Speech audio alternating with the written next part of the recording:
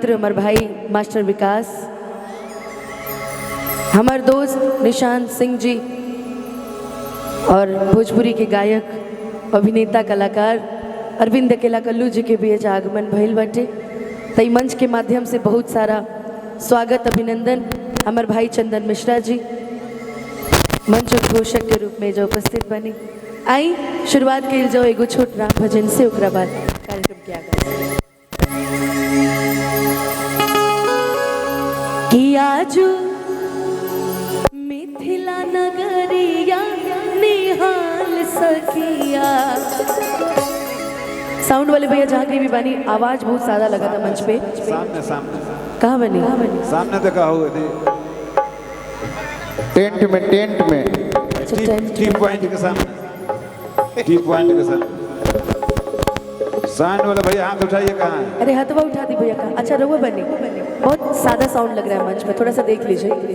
कि आज मिथिला नगरिया निहाल सखिया कि चारों दुल्हा में बड़का कमाल सखिया, चारों दुल्हा में बड़का कमाल सखिया। आज मिथिला नगरिया निहाल सखिया, हो आज मिथिला नगरिया निहाल सखिया, चारों दुल्हा में बड़का कमाल सखिया, चारों दुल्हा में बड़का कमाल सखिया।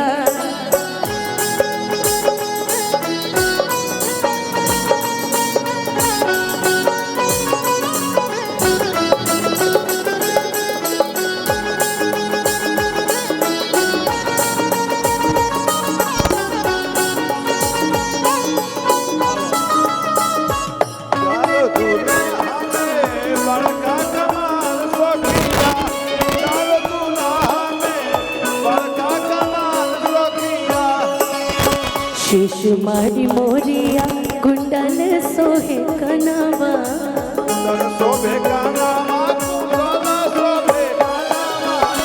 कारी कारी कजरारी चुलोनी नयनवा।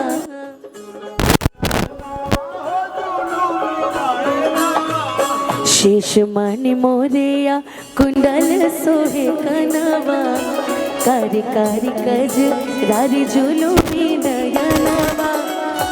लाल चंदन सोहे इनके भाल सखिया, ओ लाल चंदन सोहे इनके भाल सखिया, चारों दुल्हा में बड़का कमाल सखिया, चारों दुल्हा में बड़का कमाल सखिया।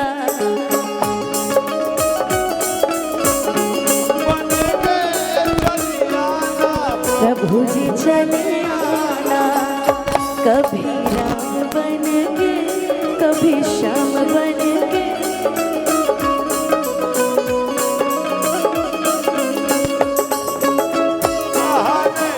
बड़का कमाल सखिया, चारों दुल्हा बड़का कमाल सखिया।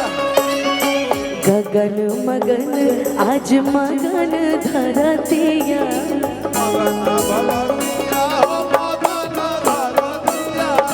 देखी देखी दुल्हा जी के सावर सुरतिया,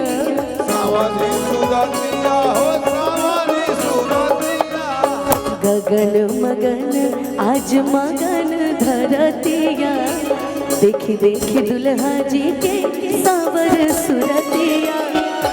बालो वृद्ध नर नारी सब बेहाल सखिया, ओ बालो वृद्ध नर नारी सब बेहाल सखिया, चारों दुल्हा में बड़का कमाल सखिया, चारों दुल्हा में बड़का कमाल।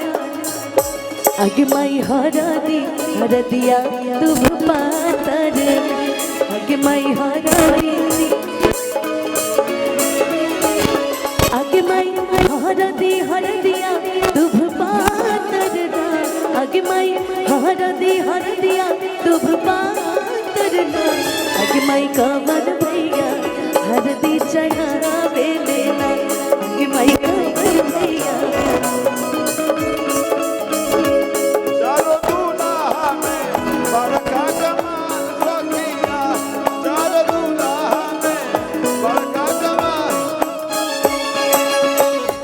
कराला जोगी मुनि जप तप कैले जप तप कइले हो जप तप कइले से मोरी मिथिला में पाहुन बन के गईले बन के अइले हो पाहुन बन के अइले जे कराला जोगी मुनि जप तप कैले से मोरी मिथिला में पाहुन बन के गईले कि आजू लोढ़ा से सिकाई इनकर गाल सखिया हो आजू लोढ़ा से सिकाई इनकर गाल सखिया चारों दूल्हा में बड़का कमाल सखिया चारों दूल्हा में बड़का कमाल सखिया आजू मिथिला नगरिया निहाल सखिया हो आजू मिथिला नगरिया निहाल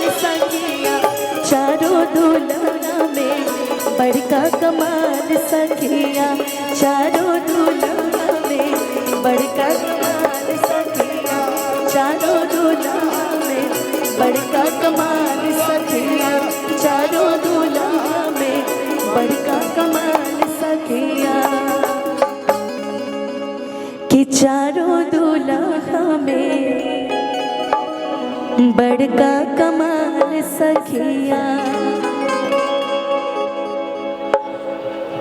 और ये गीत के बाद हम साउंड वाले भैया से रिक्वेस्ट करें कि म्यूजिशियन की आवाज़ भी आगे के मॉनिटर में बढ़ा दी।